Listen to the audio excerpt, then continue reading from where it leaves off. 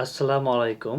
আরএসআইটি task থেকে আমি Mohammad Rezaul Hossain Microsoft Word basic to advance কোর্সের চতুর্থ ক্লাসে আপনাদের সকলকে স্বাগত জানাচ্ছি। আজকের ক্লাসে আমরা হোম ট্যাবের অধীনে ফন্ট রিবনের বাকি যে অপশনগুলো আছে সেই অপশনগুলো নিয়ে আলোচনা করব। তো চলুন শুরু করে দিই।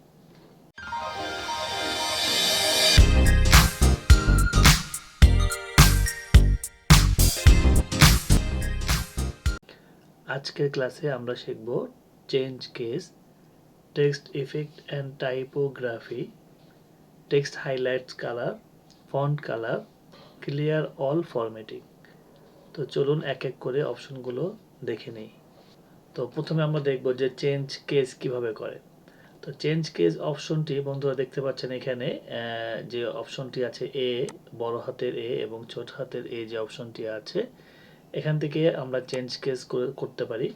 তো চেঞ্জ কেসের ফাংশনগুলো হচ্ছে এরকম, আমরা এই প্যারাগ্রাফের প্রত্যেকটা লেটারকে আপার কেস করতে চাই, সেই ক্ষেত্রে আমরা চেঞ্জ কেস অপশন থেকে আপার কেস সিলেক্ট করে দিলে এই প্রত্যেকটা লেখায় দেখতে পাচ্ছেন যে ক্যাপিটাল লেটার হয়ে গিয়েছে।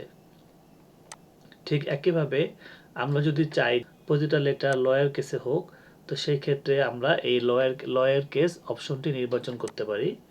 তাহলে আমরা দেখতে পাচ্ছি যে এই প্যারাগ্রাফে থাকা সকল লেখাগুলো লয়ার কেস হয়ে গিয়েছে।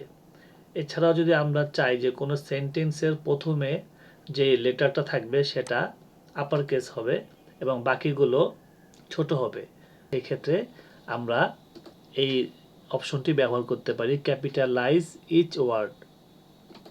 তো দেখতে পাচ্ছি এই প্যারাগ্রাফে যতগুলো ওয়ার্ড আছে প্রত্যেকটা ওয়ার্ডের প্রথম যেই লেটারটা আছে সেটা কিন্তু ক্যাপিটাল লেটার হয়ে গিয়েছে। ঠিক একইভাবে যদি আমরা চাই যে প্রত্যেকটা ওয়ার্ডের প্রথম লেটারটা স্মল লেটার হোক এবং বাকিগুলো সব ক্যাপিটাল থাকুক, সেই ক্ষেত্রে আমরা এই টগল কেস যে অপশনটি আছে এটা ইউজ করতে পারি। তাহলে দেখতে পাচ্ছেন যে আমাদের প্রত্যেকটা ওয়ার্ডের প্রথম যে লেটারগুলো আছে সেগুলো কিন্তু স্মল লেটার হয়ে গিয়েছে। তো বন্ধুরা আমরা আমাদের প্রয়োজন অনুযায়ী এই চেঞ্জ কেস অপশনটি ব্যবহার করতে পারি। এর পরের যে অপশনটি আলোচনা করব সেটি হচ্ছে text effect and typography. Microsoft ওয়ার্ডে আমরা চাইলে কোনো একটি নির্দিষ্ট লেখাকে আমরা আমাদের নিজস্ব সুবিধা এবং প্রয়োজন অনুযায়ী সাজাতে পারি বিভিন্ন এফেক্ট ব্যবহার করে।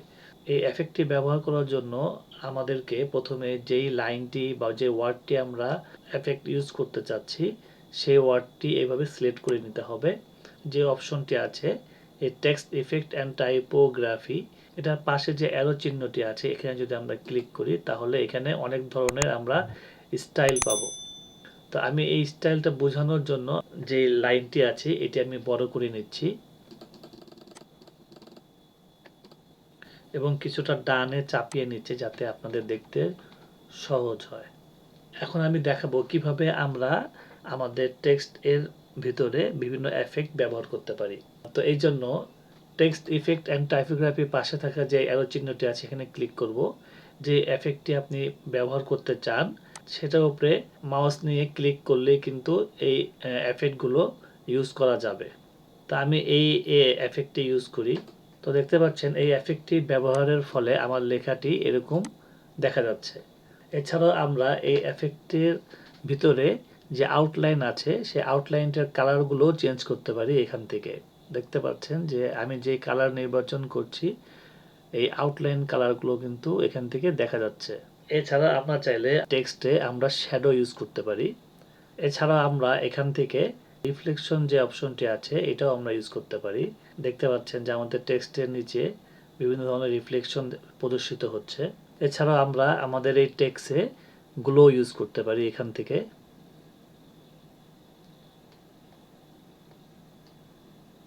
তো টেক্সট ইফেক্ট অ্যান্ড টাইপোগ্রাফির কাজ বেসিক্যালি এরকমই, আমরা আমাদের পছন্দ এবং প্রয়োজন অনুযায়ী আমাদের টেক্সটগুলোকে বিভিন্নভাবে সাজাতে পারি।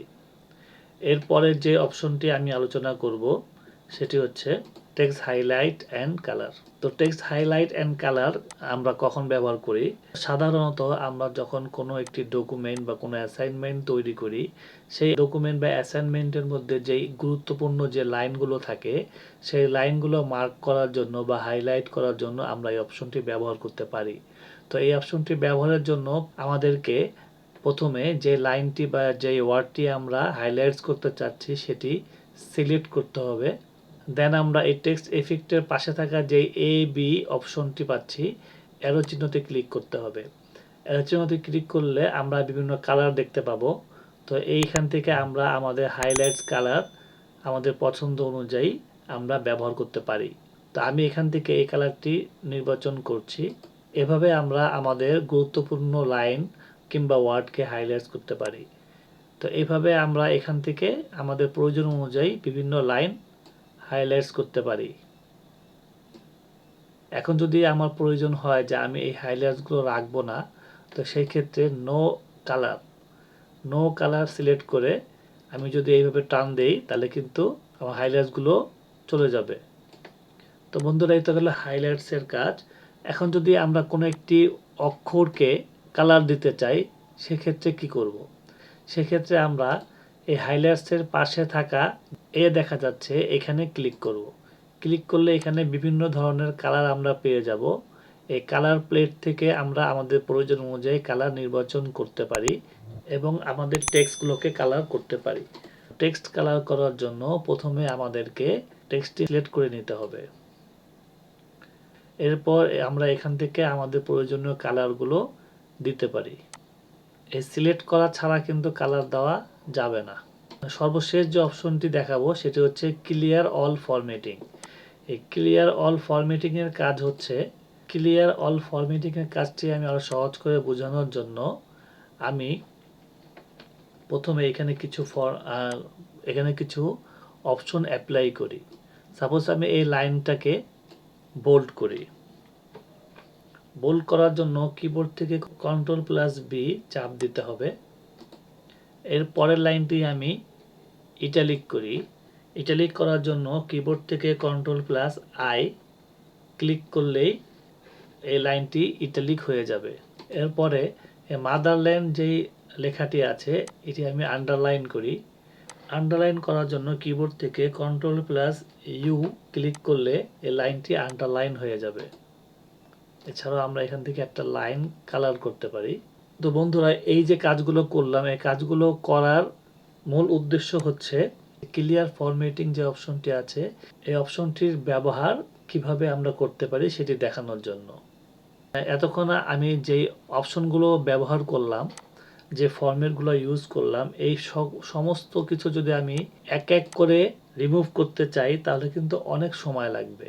কিন্তু আমরা চাইলে খুব সহজেই ক্লিয়ার ফরম্যাটিং অপশনটি ব্যবহার করে এক ক্লিকেই এই প্যারাগ্রাফে ব্যবহার করা সকল ফরম্যাটগুলো সরিয়ে দিতে পারি। তো এই জন্য আমাদেরকে যা করতে হবে, এই টোটাল প্যারাগ্রাফটি সিলেক্ট করে নিতে হবে। এরপর এখান থেকে যে অপশনটি আছে ক্লিয়ার অল ফরম্যাটিং, এখানে ক্লিক করে দিতে হবে। তাহলে দেখতে পাচ্ছেন আমাদের এই লেখাটি একবারে প্রাথমিক অবস্থায় যেরকম ছিল স্বাভাবিক, সেই স্বাভাবিক অবস্থায় ফিরে এসেছে। তো বন্ধুরা, আজকের ক্লাসে হোম ট্যাবের অধীনে ফন্ট রিবনে থাকা বিভিন্ন অপশনগুলো নিয়ে আলোচনা করলাম। নেক্সট ক্লাসে আমরা হোম ট্যাবের অধীনে প্যারাগ্রাফ রিবনে থাকা বিভিন্ন অপশনগুলো নিয়ে আলোচনা করব। এই ভিডিওটিতে প্রত্যেকটি বিষয় সহজ করে আপনাদের সামনে উপস্থাপন করার চেষ্টা করেছি। আমার এই ভিডিও থেকে আপনি যদি সামান্য কিছু শিখতে পারেন তাহলে প্লিজ ভিডিওটিতে একটি লাইক দিতে ভুলবেন না। চ্যানেলটি সাবস্ক্রাইব করে বেল আইকনটি অন করে রাখুন। এতে করে যখনই আমি কোনো ভিডিও আপলোড দিব আপনার কাছে একটি নোটিফিকেশন যাবে। তো দেখা হবে নেক্সট ভিডিওতে। আসসালামু আলাইকুম।